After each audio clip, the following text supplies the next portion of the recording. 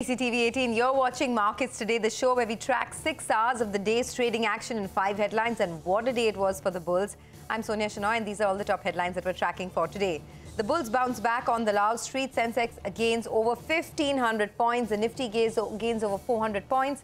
All sectoral indices and all Nifty stocks end in the green. The rupee gains more than 50 paise against the dollar. Experts and analysts see the O2C capex as a big bet on the India growth story and see this along with the 5G rollout, the green initiatives and the big retail expansion driving growth and delivering returns to shareholders.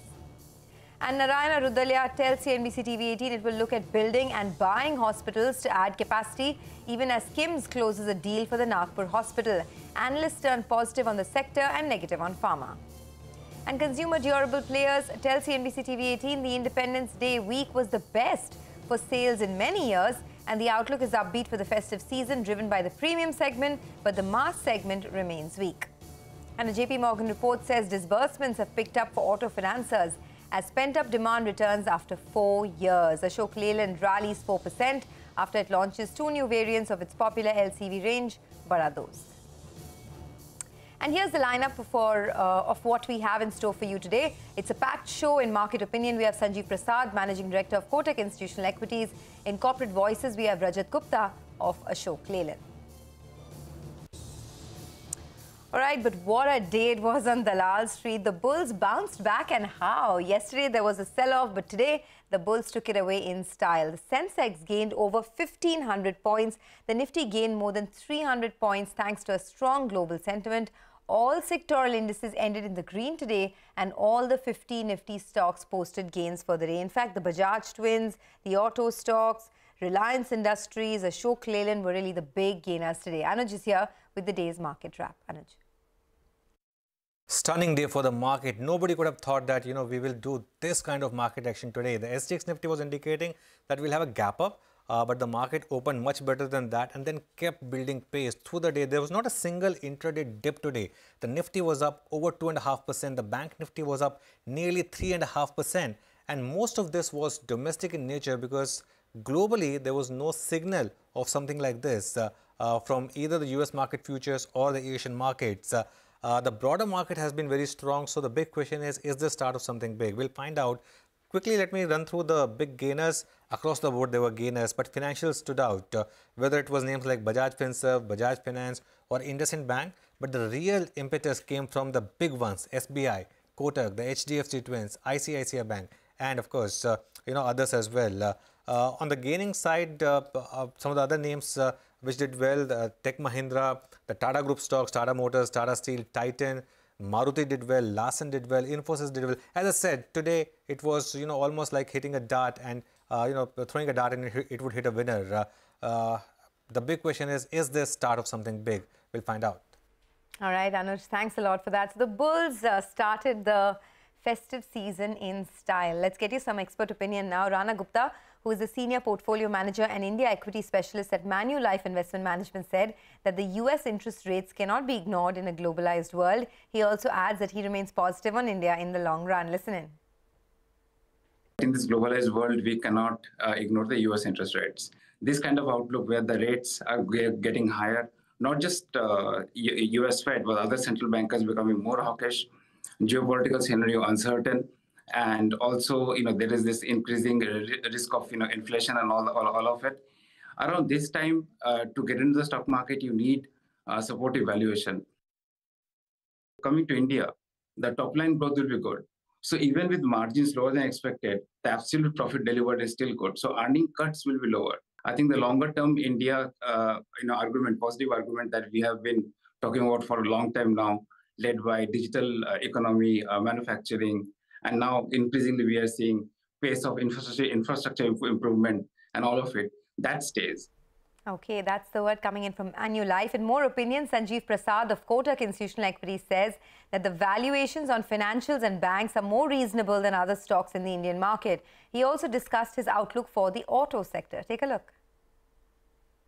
Again, financials is something where valuations have been more reasonable compared to other growth quality stocks in the market. You look at HDFC Bank after the merger with HDFC, again, adjusted for the value of its investment in various subsidiaries, It is available about 2.2 times FY 24 basis. So I think banks, at least the tier 1 banks, still have reasonable scope for re-rating.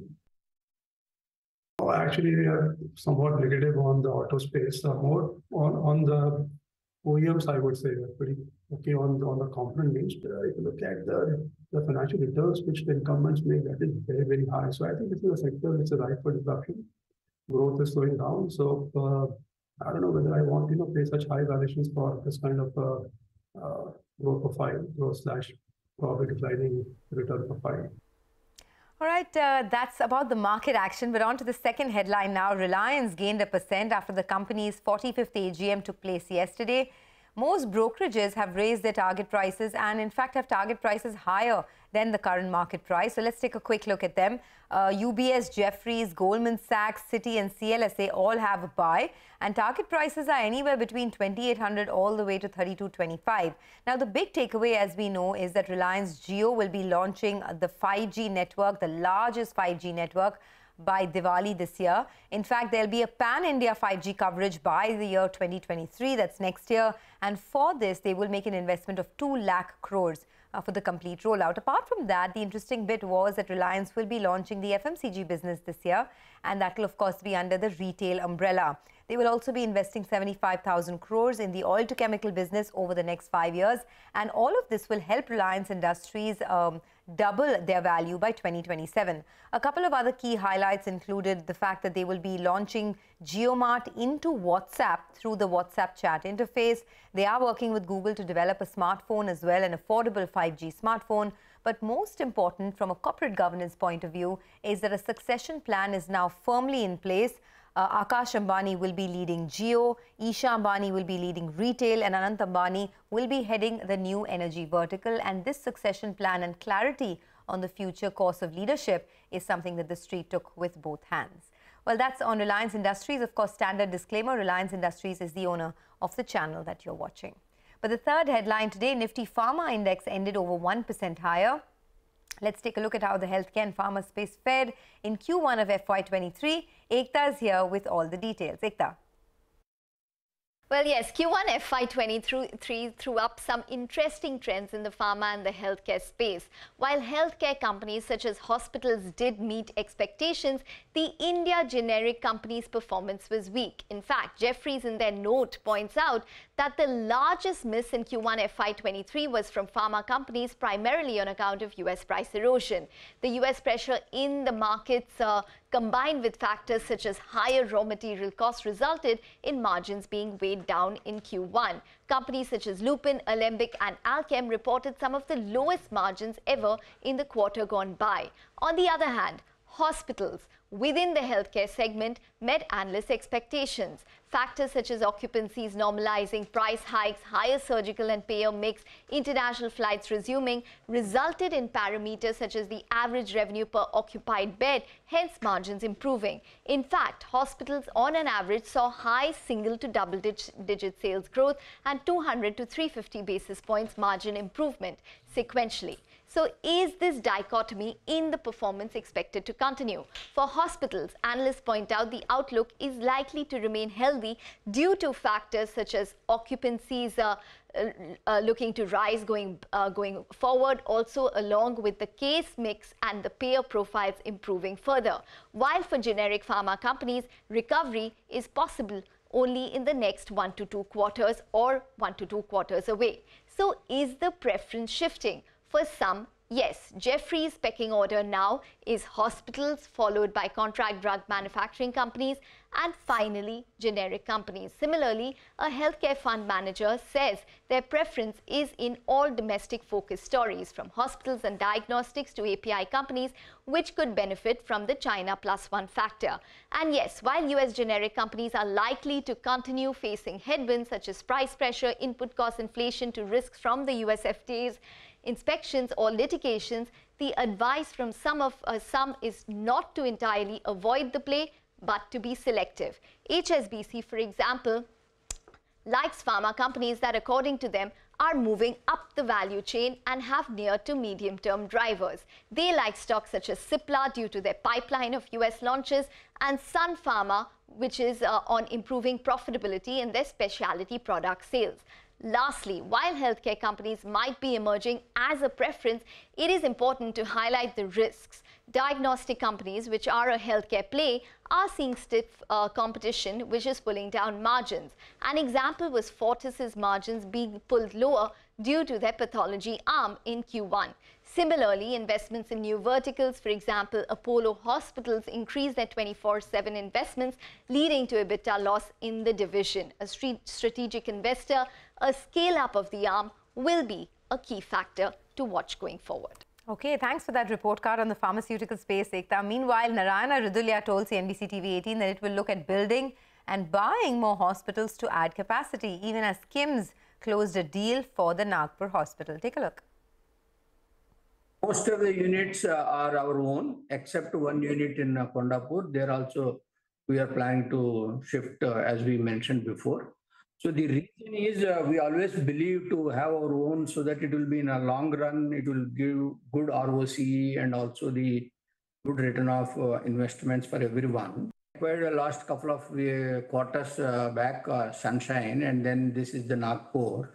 What will happen in the beginning of any acquisition, we need to add more consultants. It is going to cost for the organization. Definitely there is a growth in the existing, apart from these acquisitions, there is a single-digit growth will be there in our KIMS consolidated one, about 3,000 beds. And these beds may not able to contribute in the next 1 or 2 quarters of this financial year. The next year will definitely contribute a reasonable good growth of double digits. So we definitely have a stated intent that we will be doing some inorganic play, especially in our Bangalore and Calcutta markets. It can be either brownfield or we could do a greenfield option as well, buy land and build. We do want to expand in Bangalore and Calcutta and in some of our, and where our return on capital is higher in terms of other markets, we will make strategic investments. So that is on the cards. But I don't think I'm in a position to share any of the work that is currently happening for obvious reasons. But definitely we have a stated intent that we will expand because we are almost nearing capacity in some of our flagship hospitals. We need more capacity, so we will build as well as we will, look at some inorganic play. Welcome back. You're still with us on markets today. Let's go across to the rest of the headlines that we're tracking for you. The fourth headline today, consumer durable players told CNBC TV18 that the Independence Day week was the best for sales in many years and the outlook is upbeat for the festive season, driven by the premium segment. But the mass market segment sales remain quite weak. Listen in. In the last 3 months, I would say post 15th of May or second half of May. So clearly, because of the inflationary trend, we are seeing the mass segment demand going down. It is actually degrowing over last year significantly. And the degrowth is to the extent of anywhere between 18 to 20%. Whereas if you look at the premium segment, which is inelastic to this inflationary trend, there we are clearly seeing growth and across markets and across categories. And the growth is as high as 30% plus. See spikes in the mass segment also during the Independence Week. Onam is also an indicator, and between 1st and 8th, we are expecting a spike in demand in Onam also. So similar can be expected in Dussehra and Diwali. This year is going to be one of the very good years for consumer durable industries overall, because what we saw on 15th August also, it was one of the best weekend, I would say, which we have seen in the last 4-5 years. And I think primarily the reason is basically because COVID is behind us. Economy is looking up.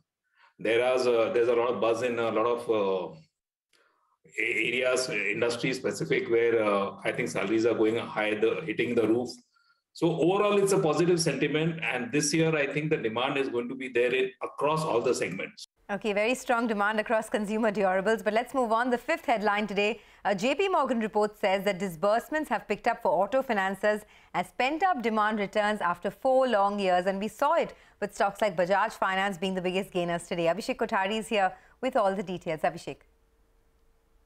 Well, JP Morgan has written a note on auto finances wherein they say that, disbursements are picking up as pent-up demand has returned. So they say that higher industrial activity as well as rural recovery and positive property cycle could drive the disbursements growth going ahead. They say that, major auto finances have seen a loan growth of around 7% per annum over the last 3 years, which compares to a 17% CAGR in growth that they saw between FY11 to FY19. They say that, higher crude price could affect the operators' profitability. However, banks appear to be better placed in protecting margins as well as capturing a market share in this cycle. So they say that they expect a stock rotation in terms of YTD performance that has been seen so far.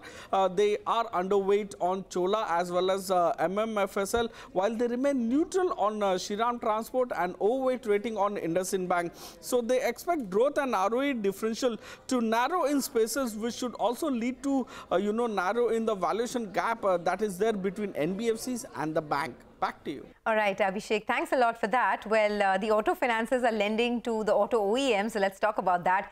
Ashok Leyland gained 4% after it launched 2 new variants of its popular light commercial vehicle range, Bada Dost, as it looks to expand the LCV portfolio and gain market share. The management was actually very bullish on the channel. He did say that there is good growth that they're seeing in the light commercial vehicle segment. Currently, they enjoy 20% market share and they're looking to gain about 4-5% over the next 1 to 2 years. They expect the industry itself to grow by 16% in FY23, and they say that demand is very strong, not just because of a pickup in infrastructure, but because of the rising demand from logistics and e-commerce segment. They expect a 10 to 12% compounded annual growth for the LCV industry over the next few years. In fact, listen into what the management had to say. TIV growth is beyond our expectation. We expected TIV to grow at about 10 to 12%, but actually post-COVID, I am seeing a huge growth, which is growing at about 16 to 18%. So I am expecting that the year end would be around 16% growth in TIV segment, which is much better than pre-COVID levels. Market share is about 20.3% in LCV 2 to 3.5 ton segment. And of course, the launches will add to it. For LCV, we are targeting about 24 to 25% share, and industry would go at around 16% this year. And CAGR of next 3 to 5 years would be around 10 to 12%. Okay, well, that's it from a lot of the stock action. But let's move on and tell you what else is happening in the financial markets. Legendary investor Warren Buffett turns 92 today. Prashant Nair is here with some interesting facts about the Oracle of Omaha. Prashant, over to you. The Oracle of Omaha is 92. So here's wishing Mr. Buffett a very happy birthday from all of us here at CNBC-TV18. It's impossible to do justice to the legacy and what he's accomplished in his 92 years in a 90-second piece. The easiest thing, which is what I'm going to do, is just pick out the stats. Right? I mean, what has he done in terms of making money? Net worth at $100 billion, all data sourced, of course, from Bloomberg. And that's quite something. Where does that $100 billion get him in the rich list? At number 6 globally. In his industry, which is fund management, at number 1. The fact that he's made all this money without running a business, but purely by investing over decades, is an accomplishment all in itself. The $100 billion is about 5% if you added the top 20 billionaires and their wealth. 2.5%, 1.9 and 1.4 respectively here. So the numbers are truly staggering. How much is Mr. Buffett's wealth is measured by various things? And this is data pulled quite helpfully by my colleague Yusuf. So in gold, this is what it amounts to. In crude oil, which of course is nowadays a very volatile commodity, it's about 957 million barrels. In terms of US GDP, in terms of Indian GDP, as I said, very, very large numbers. If Mr. Buffett himself were a company listed in the S&P 500, he would be ranked 77. No mention of Mr. Buffett, of course, is complete without his longtime pal, partner, a co-investor, Charlie Munger. And of course, I mean, both of these have given so much to the world of investing. While I put out the stats and they're easy to rattle off, I think the real impact they've had on teaching investors how to look at a business, treating it as a business and not a stock price which moves up and down daily, I think that's been invaluable. Things like greed and fear, how to take both, and of course treating and trying to buy a company at reasonable valuations and holding it forever. I mean, absolutely fantastic impact on investor psyche all around the world, here in India included. So just to wrap it up, here's wishing Mr. Buffett once again a very happy birthday. Okay, what a great life. And at this point in time, still known as the greatest investor in the world, despite being 92 years old. That's Warren Buffett for you. But with that, it's a wrap on this edition of Markets Today. Thanks a lot for watching.